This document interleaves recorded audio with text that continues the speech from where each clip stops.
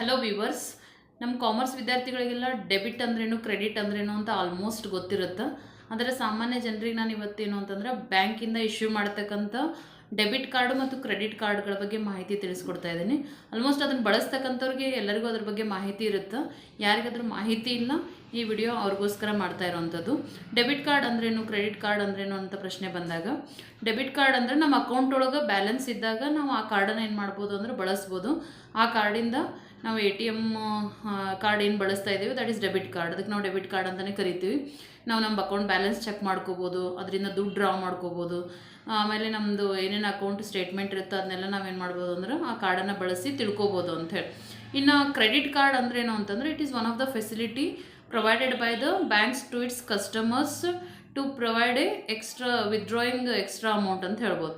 ಇನ್ನು extra amount ಅಂದ್ರೇನು ಅಂತಂದ್ರೆ, ನಮ್ಮ ಅಕೌಂಟ್ ಒಳಗೆ ಇರುವಂಥ ಮೊತ್ತಕ್ಕಿಂತ ಹೆಚ್ಚಿನ ಅಮೌಂಟನ್ನು ಡ್ರಾ ಮಾಡ್ಕೊಳ್ಳಿಕ್ಕೆ ನಮ್ಗೆ ಬ್ಯಾಂಕ್ ಅವ್ರು ಕೊಡ್ತಾ ಇರ್ತಕ್ಕಂಥ ಒಂದು ಎಕ್ಸ್ಟ್ರಾ ಫೆಸಿಲಿಟಿ ಅಂತ ಹೇಳ್ಬೋದು.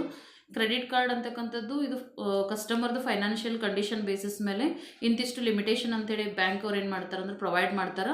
ಆ ವಿತಿನ್ ಲಿಮಿಟೇಷನ್ ಒಳಗೆ ನಾವೇನು ಮಾಡ್ಬೋದು ಅಂತಂದ್ರೆ ಆ ಒಂದು ಹಣವನ್ನೇನು ನಮ್ಮ ಶಾಪಿಂಗೋಸ್ಕರ ಅಥವಾ ಕ್ಯಾಶ್ ಕೂಡ ಡ್ರಾ ಮಾಡ್ಕೋಬೋದು, ಅಥವಾ ಯಾವುದಾದ್ರೂ ಪೇಮೆಂಟ್ ಮಾಡೋಕ್ಕೋಸ್ಕರ ಕೂಡ ಬಳಸ್ಕೋಬೋದು. ಅದರ within a period of time, prescribe time ಅವ್ರು ಏನು ಕೊಟ್ಟಿರ್ತಾರೆ ಬ್ಯಾಂಕ್ ಅವರು, ಅದರೊಳಗೆ ಅದನ್ನು ನಾವು ರೀಪೇಮೆಂಟ್ ಮಾಡಬೇಕಾಗುತ್ತೆ. ಇಲ್ಲಾಂದ್ರೆ ಅವ್ರ ಪ್ರೊಸೀಜರ್ ಪ್ರಕಾರ ಏನು ಇಂಟ್ರೆಸ್ಟ್ ಇರುತ್ತೆ ಅದನ್ನು ಚಾರ್ಜ್ ಮಾಡ್ತಾರೆ. ವಿತ್ ಅದಕ್ಕೇನು ಪ್ರೊಸೀಜರ್ ಇರುತ್ತೆ ಅದನ್ನು ಫಾಲೋ ಮಾಡ್ಕೊತಾ ಹೋಗ್ತಾರೆ ಅವರು.